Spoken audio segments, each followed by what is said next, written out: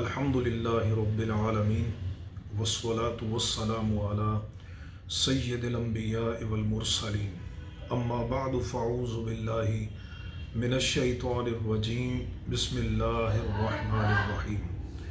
حضور نبی کریم رؤوف الرحیم صلی اللہ تعالیٰ علیہ وسلم کی محبت یہ عین ایمان ہے، ایمان کا لازمہ ہے۔ اس کے بغیر ایمان، دین اور عقیدے کا کوئی تصور نہیں۔ اللہ رب العزت کی بارگاہ میں اسی بندے کا ایمان قابل قبول ہے کہ جس کی نبی کریم علیہ السلام کے ساتھ عشق و محبت کی نسبت ہے۔